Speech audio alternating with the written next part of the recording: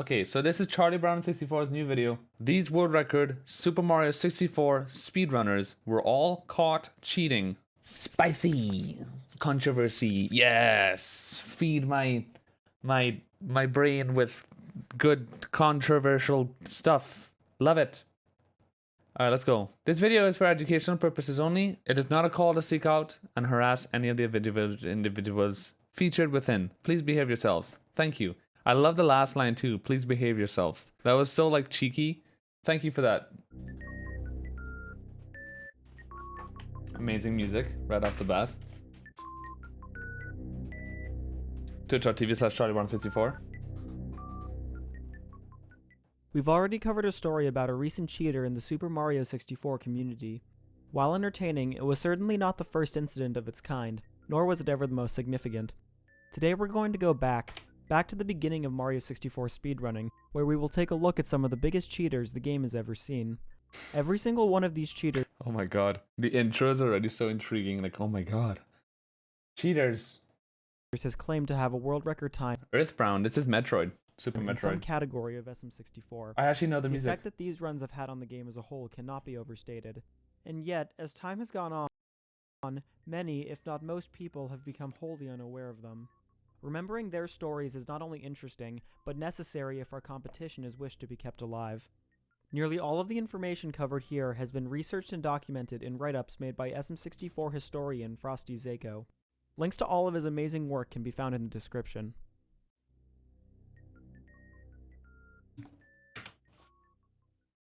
Shout out to Frosty Zako. Our story begins back in 2005. Speed Demo's archive was the biggest website for both speedrunning discussion and competition at this time. Yep. The site had finally opened up its forums to feature more games, and Super Mario 64 had just enjoyed its first year of healthy competition on its leaderboards. At this point, the best 16-star time submitted was held by a runner named Kirby Carter with a time of 20 minutes and 46 seconds. A few runners, including Kirby Carter— I actually didn't even know that, so that's cool. Kirby Carter. Okay. Carter himself had already completed times faster than this. However, they all refrained from submitting as they had wished to further improve their times first. So for all intents and purposes, the 2046 was considered the de facto world record by the community. The only person to actually contest this time with a video submission was a runner named Marius M, also known as Holy Moly 2207. Retime with modern day timing conventions, his I think Marius M is a way cooler name than Holy Moly. I kind of like that name, Marius M. Turn up the volume. run finished with a time of 20 minutes flat. However, the run was ultimately rejected because of the video's less than stellar audio quality. Jesus fucking Christ. This led to a unique situation in which Kirby Carter's 2046 was still listed as the official world record, yet with many considering Holy Moly's 20 flat to be the true world record. After all, the validity of the run itself was never questioned at this time. It was only the quality of the video that hindered its verification.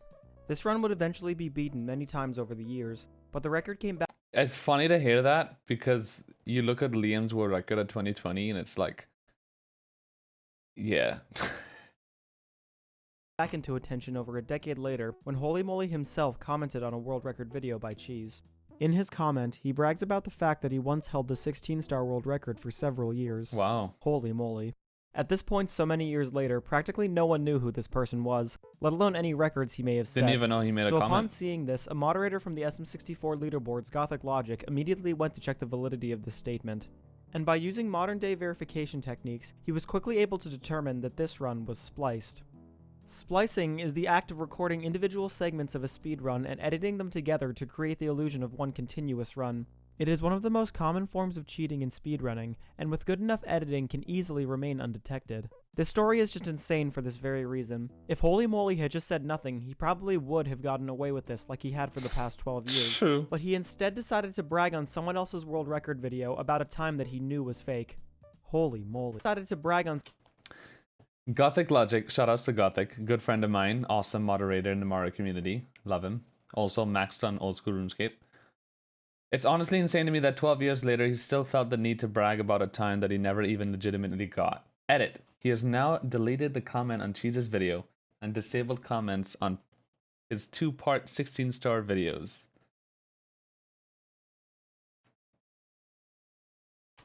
someone else's world record video about a time that he knew was fake. Holy moly. So how did Gothic Logic find out the run was spliced? Well, in most analog video recordings, a noise known as a mains hum can be heard in the background. Under normal conditions, this hum will be constant and uninterrupted throughout the recording. However, in an edited run, this noise will stutter during a splice. When looking at the audio of Holy Moly's run in a spectrogram display, you can see a clear gap in many spots of the waveform. This very method is how a large number of runs were confirmed to be cheated throughout Mario 64's history. Oh my god.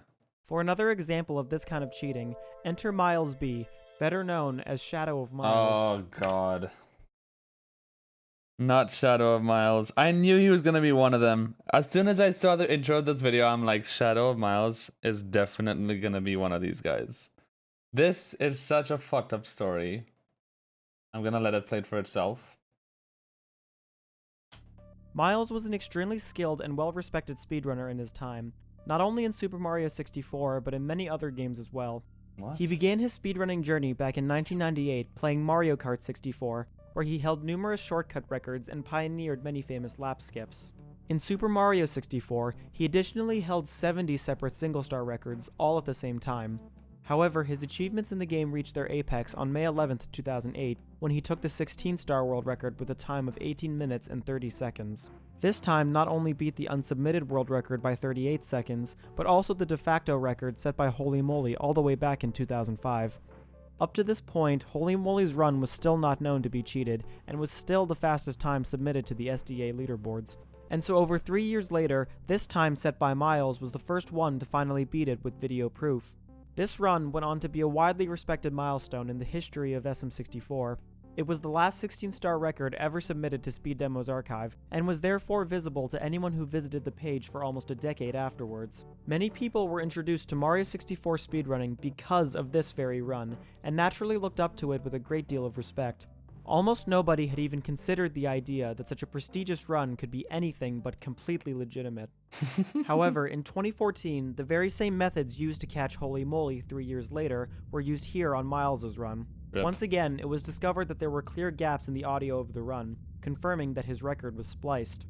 Out of hundreds of legit records, this run was the only one that Miles had ever cheated. But despite his otherwise clean reputation, it seemed that not even the most prestigious of runners could be completely absolved of cheating. Miles was immediately confronted about these discoveries, and he eventually made his own statements in a forum post discussing the incident. Its contents are strange to say the least.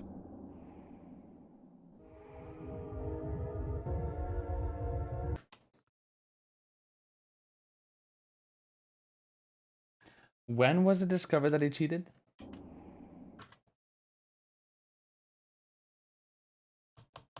Forum post discussing the incident. Its contents are strange. 2015, right. So I think I already had the world record in 120 star when Shadow of Miles was outed as a cheater, because I always remember people used to talk about Shadow of Miles all the time in like my first year of speedrunning this game, right? I used to actually see him in Mario chats, and I always saw him in chats. I didn't know who he was. People always talk about him. He was beloved in the community, and then I remember the day that people were telling me, hey, did you see Shadow of Miles got like outed for cheating? He actually cheated the world records, and I couldn't believe it. And now here's like the video 6 years later. Strange to say the least.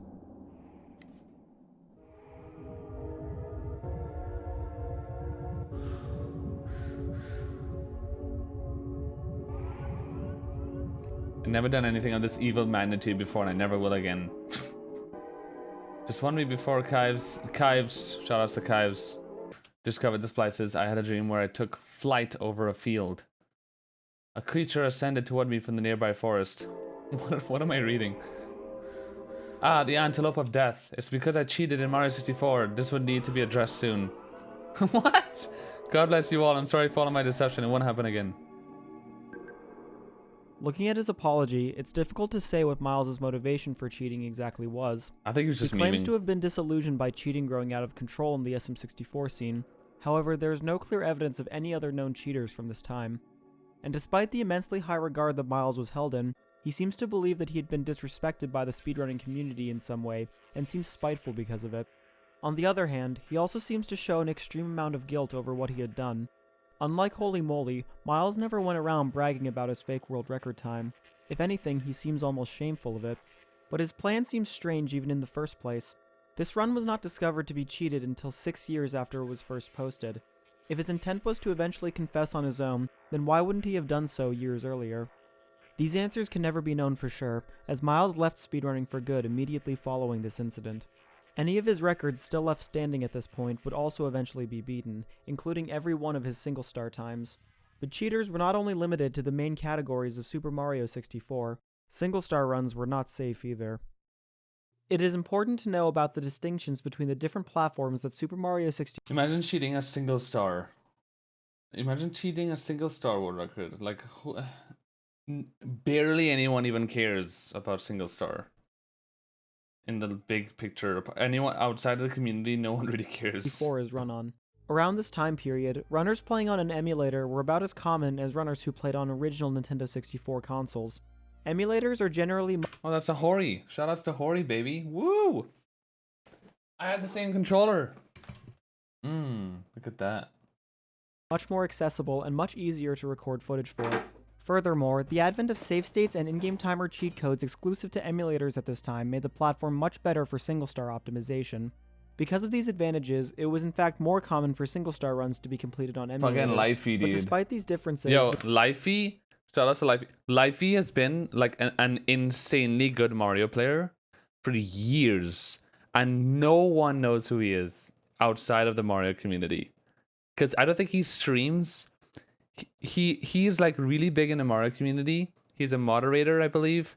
He does all these awesome things in Mario, and he never streams, and no one knows who he is. And he's like actually one of the best players in the world. The two platforms were usually not separated on any leaderboards at the time. In 2009, the single-star leaderboards were hosted in Japan on a website called Rakuraku HP. In the West, they were shared on sm64.org, a continuation of a previous website. Competition on these sites was both healthy and honest, but it only took about a year for these leaderboards to see cheaters of their own. In the summer of 2010, a runner going by the name of Fragilicism first appeared in the sm64.org forums and immediately began claiming single-star world records. However, it was quickly realized that these records were being done tool-assisted. A tool-assisted speedrun or task is a run created in an emulator with inputs being entered in frame by frame rather than in real time. They are usually reserved for research or entertainment purposes only, but in cases such as this one, they have been used as a method for cheating. Many of the strategies used in these runs are nearly impossible for a human to do without save states or any consistent setups, and yet they are all done flawlessly with frame-perfect execution. Or any consistent setups. Posted in 2011. Look at the game. Look at this gameplay. In these runs are. Look how insane this is. In 2011. And he has the audacity to put in the title, non-tasks. Really impossible for a human to do without save states or any consistent setups, and yet they are all done flawlessly with frame-perfect execution. Single-star runs in this vein were also published at the same time on 3 other separate YouTube channels. While it's never been confirmed that these channels were made by the same person, F-Zero the similarity sucks. in concept and close proximity of upload times makes it very likely that they were. These runs were almost immediately concluded to be fake, and they would have remained insignificant if Zaya, look at Zaya's comment. You are pro at tasks. This is interesting, but a task. Kives, nice tasks. weren't for 2 events. The first is that these runs were still accepted to the Japanese leaderboards. Despite the general consensus that they were cheated, moderation back then was lax, and it was Rakuraku HP's policy to accept every run that had no definitive evidence of cheating. Okay. This policy most certainly led to a number of cheated runs being accepted onto the leaderboards, which devalued the site's reputation as a whole. The second event was one particular video uploaded to the channel Bowser SM64 of 3 claimed Bowser stage records. Similar to the other videos, there is a blatantly obvious display of tool-assisted gameplay, but what separates this video from all the others is the unique inclusion of an in-game timer cheat code. To understand why this is important, we need to take a quick look at the different emulators that SM64 can be played on. There are 2 main versions of emulators for the Nintendo 64, MuPen 64 and Project 64. MuPen 64 is the emulator generally used for tool-assisted runs due to its superior functionality for making tasks.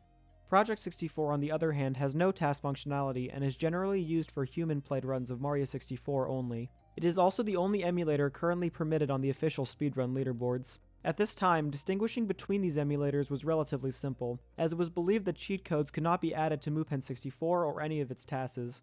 Codes such as in-game timers were thought to only be possible on Project 64. As we will later see, many cheaters from this time were caught because of these distinctions. If somebody was found to be running on Mupin 64 at this time, there was a high probability of that person having cheated a run. Before this, no one had assumed that it was possible to have any sort of cheat codes in a tool-assisted run. This fact alone is what kept the validity of emulator runs alive for so many years. But this video proved this fact wrong for the first time. It was the perfect combination of blatantly fraudulent gameplay and everything that could prove emulator runs to be legit. Given the circumstances, it's possible that these runs were created and submitted with the goal to expose these supposed shortcomings of the emulator platform, but we may never know for sure. These faked runs had a long-lasting effect on the Super Mario So did they just splice on Project 64 then? 64 community. But unbeknownst to most runners in the West, Japan was dealing with its own epidemic of cheaters, some of which who would go on to affect things much more I think I know drastically. exactly who the next two are going to be, but let's watch. The two most popular cheating instances. Super Mario 64 saw Japanese runners pick up the game for the first time in early 2009. Within a year, the Japanese community quickly grew to numbers much larger than Speed Demo's archive ever had. Information about the early Japanese scene is scarce at some points and almost non-existent in others. Despite this, there is still clear evidence of cheaters pervading their entire history. First-hand accounts for nearly all of these incidents have been provided by Japanese runner and tasser Midori SM64. As a leading figure of the Japanese community for over a decade, Midori was directly involved with the exposure and rulings on nearly all of these cheaters.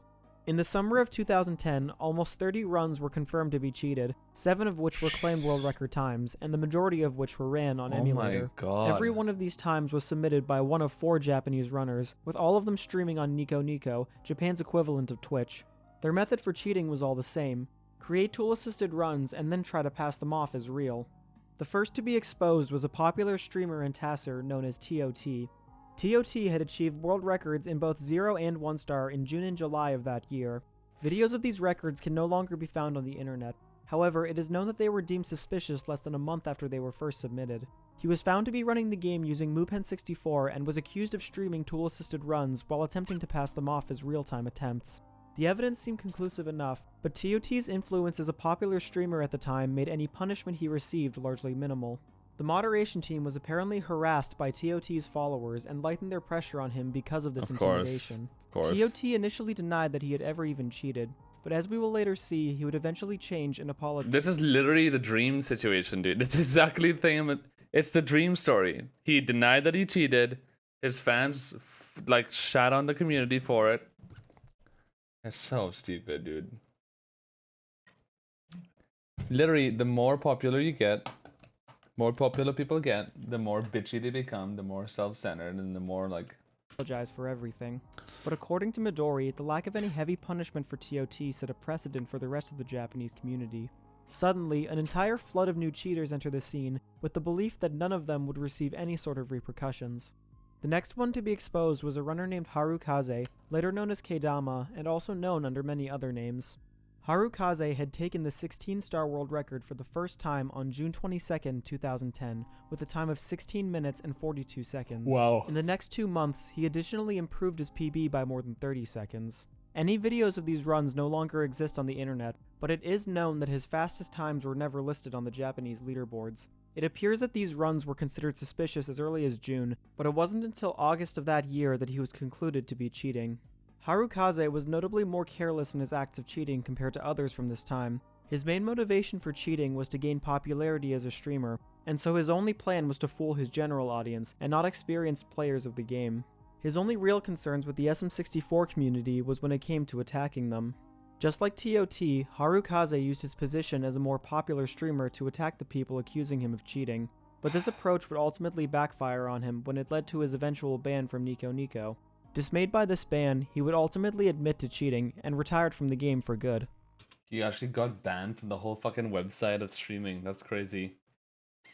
People are insane, dude. They really are insane. Both TOT and Harukaze were dealt with behind closed doors under rather private circumstances.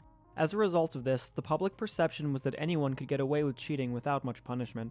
The moderation team was determined to expose any future cheaters that were discovered, and expose them they did. The next to be caught was a runner named Coin. Coin was similar to TOT in many regards. They were both extremely skilled tassers as members of the 120-star task team and were both popular streamers at the time. He was also a top-level speedrunner, holding the 120-star world record in 2009, and 1 year later was one of the first people to ever complete a 0-star run. But unlike TOT, Damn, look, Batora, dude. Batora. There's Batora. Batora was running 120-star back in 2009, dude. You see how fucking insane Batora is? He's been playing the game longer than anyone else that's still playing. Dragorn, bro. Dragorn's a legend. Year later was one of the first people to ever complete a 0-star run. But unlike TOT, Coin did not immediately arouse any suspicion. Cheating was so uncommon before this point that no one had expected anyone to ever do it. It wasn't until TOT and Harukaze were exposed that the Japanese moderation team set their sights on Coin. He had been creating both spliced and tool-assisted runs and using them on his own stream and in tournament races. But the moderation team was cognizant of their previous experiences dealing with cheaters privately and the harassment that followed, and so this time they took a much stronger approach against Coin. On September 26th, a live stream was conducted with the intent to expose Coin publicly in front of a large audience. In this live stream, it was proven through multiple means that he was streaming tool-assisted gameplay and pretending that he was the one playing. Holy shit. It was shown that he was running on Mupen 64, and multiple points in his stream where the gameplay either paused or restarted made it evident that he was playing back a pre-recorded run. Following this livestream, Coin admitted that he cheated, and subsequently deleted his page on Nico Nico after apologizing for his actions. Unlike the cheaters before him, he was much more honest in his apology, and never used his position as a streamer to incite harassment on the moderation team. For these reasons, Midori looks back on him much more favorably than the other cheaters who were caught. But he unfortunately had to be made an example of in order to set a new precedent for the future. The summer of 2010 was one of the most chaotic times in Super Mario 64's entire history. The fake single-star runs created by Fragilicism combined with Japan's multitude of cheaters made waves throughout the community. After this, the reputation of emulator runs was left extremely damaged. By 2011, emulator runs went from being half of top-level competition to almost none at all. Their validity became increasingly more questionable, and the community was essentially thrown into a state of accusatory paranoia. So it's because of those few cheaters is why emulator is not cared about. I guess you could kind of say it's at least a big reason. Imagine if cheating wasn't nearly as bad. We might all have been running on emulator right now. Because I'm guessing what happened after this. Siglemic started playing, and people like Honey and Siglemic, when they got really good, and they played on N64 because of the whole EMU drama. N64 just like became the generic thing. Nearly every top runner playing on emulator was scrutinized to the point that they all either switched to console or in some cases ended up quitting altogether. Any runners who still remained were left largely demotivated, and in the end, accusations of cheating on emulator were largely baseless and only led to a decrease in honest competition. Additions of cheating on emulator were largely Lifey wrongfully banned and retired due to false cheating accusations. Jesus Christ. But Lifey came back though. Lifey plays now. Baseless and only led to a decrease in honest competition. Additionally, both Rakuraku HP and SM64.org went offline a couple years later without any backup. The majority of these records are now lost as a result, and the community was left without any single-star leaderboard for the better part of a year. To this day, the reputation of emulator runs has not returned to its original status, and console has remained on top as the definitive platform for Super Mario 64 speedrunning. While these cheaters were some of the most notable at the time, the knowledge of their acts never really left Japan. However, a select few had such a large impact that their stories could not go unnoticed in the West. These are the stories of White Eris and Akikan. Oh, I just got chilled. I knew these are the two that I was waiting for. These are the two big ones. Holy shit. White Eris and Akikan. So for those who don't know, before we even get into this, White Eris, there are very popular, very long compilation videos of Mario Strat ideas that we actually get a lot of ideas and new strategies in 120 star from those compilation videos. You know the THI 100 strat that I do with the Goombas that I go in the big painting? The 100 that I do in THI now is because of White Eris's videos. But the fucked up thing is that he was caught cheating. But anyway, we'll see now. Super Mario 64's biggest cheaters. Yeah. White Heiress and Akikon both began speedrunning Super Mario 64 in 2010, and within only 2 years, both players had established themselves as proficient runners of the game's short categories. In a matter of months, White Heiress had successfully brought his 16-star PB down to a world record level. He would go on to set 5 separate 16-star world records, and kept his spot as number 1 on the leaderboard uninterrupted. 1537. 1537 in the year 2012 was the world record.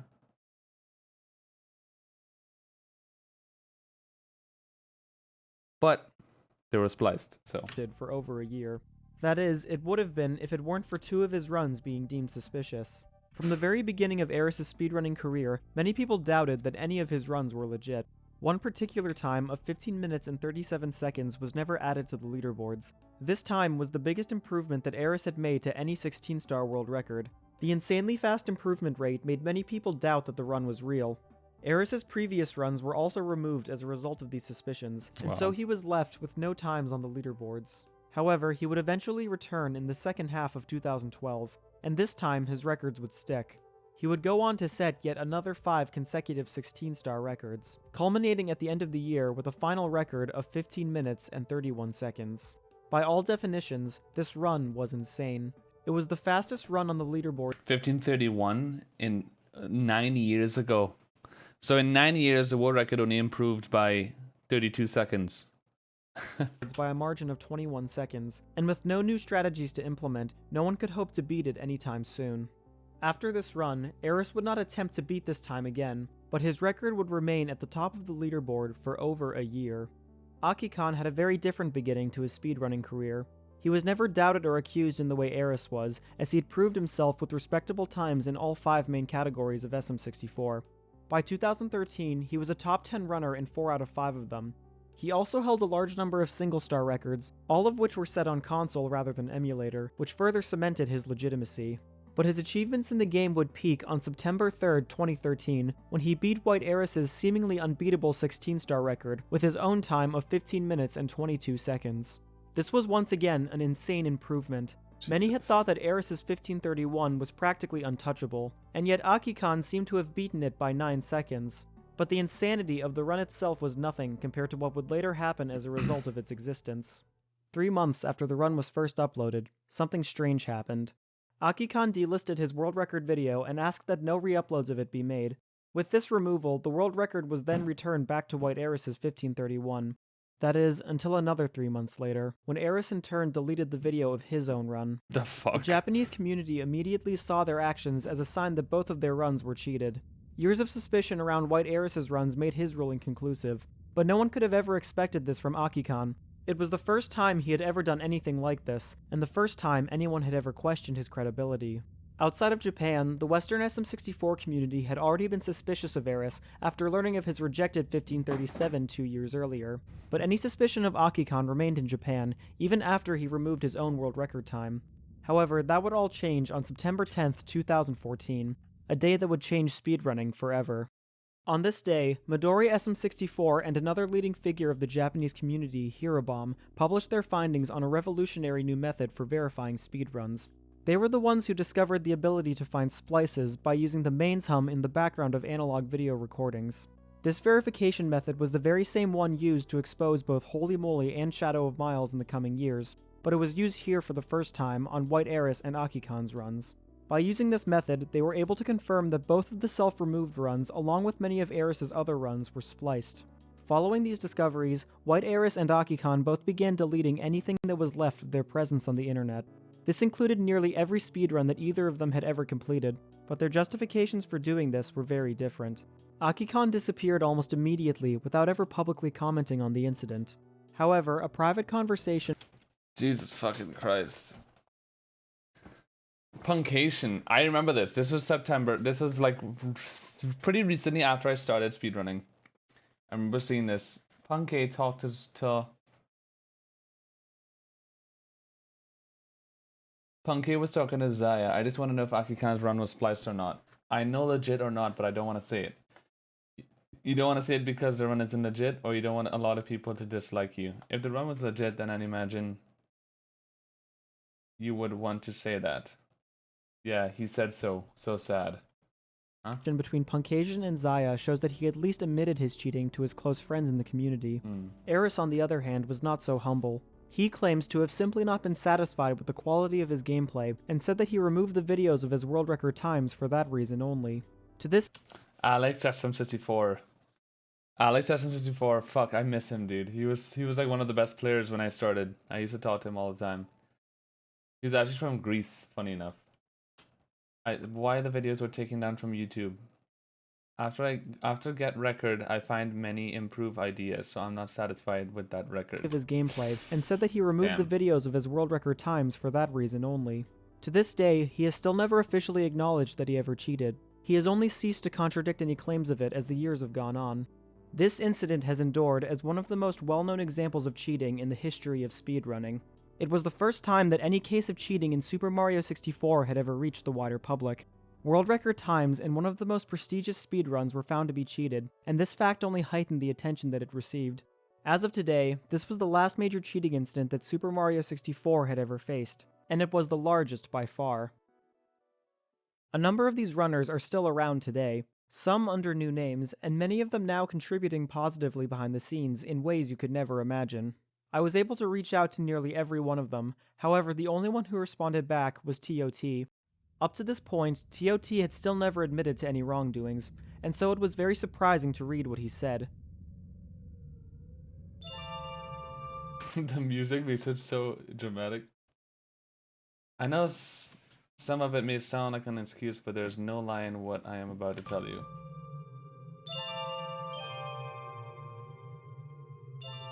Two years ago, a long time ago, I'd have been 14 years old. I used to devote all of my free time to a game called Mario 64. No shit. I discovered RTA and TAS and became obsessed with them. I even forgot to eat. Monka.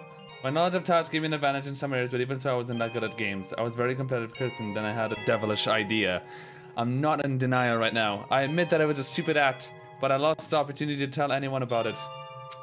I denied it and ran away in silence. This sounds like a fucking horror movie, dude. He's like so, like, it's like he's writing a narrative for school. 10 years later, I'm able to think about a lot of things. It's more fun to read this in British accent.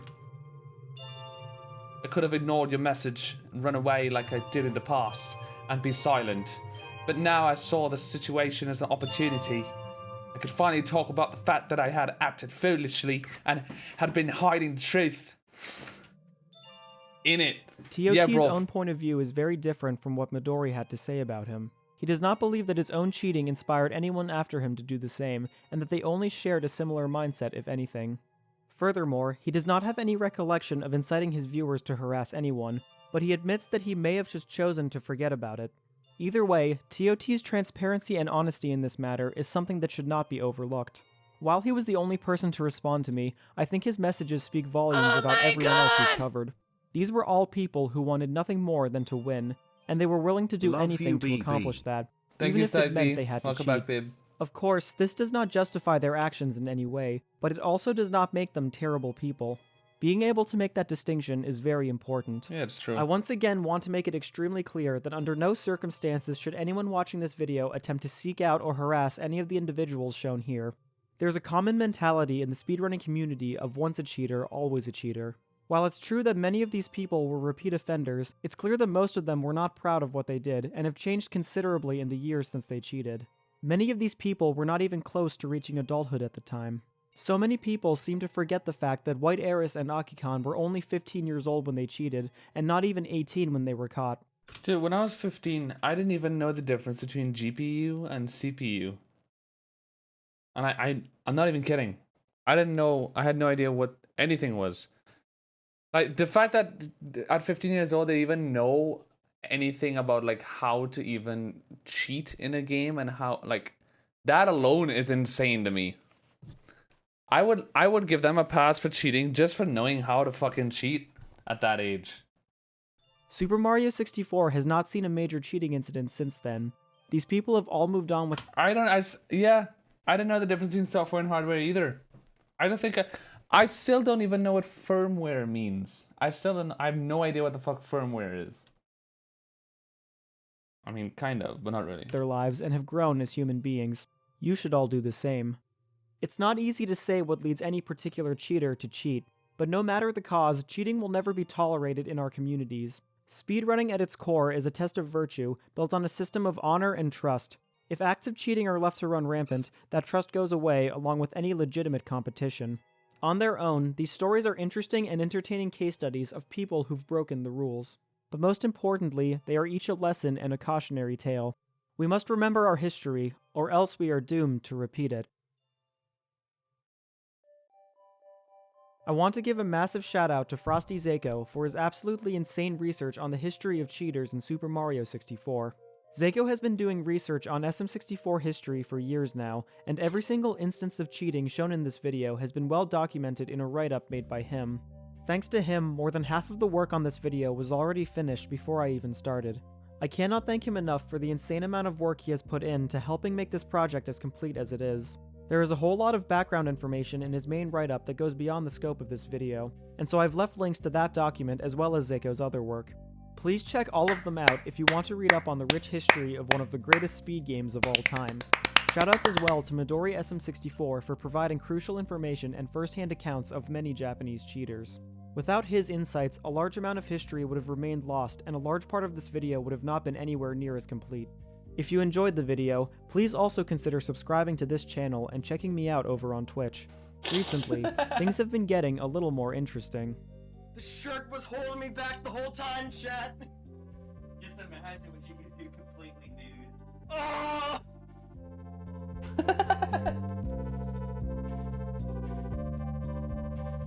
All right. Good stuff. I guess what I have to say to close, Coach, don't end the video yet. All right. I think it is important that we do understand, like he said, that cheaters, when they cheat, doesn't mean that they're awful people. Doesn't mean that they would be awful for the rest of their lives. Doesn't mean that they need to be abandoned till thy kingdom come. I think it just means that they were hungry for fame and acceptance, and they were just tired of trying. And they resorted to dumb reasons, dumb solutions that would never work. Do they deserve second chances? I think so. For most cases, I think they deserve second chances. But I do think that they should they deserve to get banned for like a certain amount of time before they're allowed to come back, like half a year or something. Like you cheated, you got outed, take a ban for half a year, come back, you know? It's also case by case. Like Dream's case, for example, where he went out of his fucking way to like make videos and pay people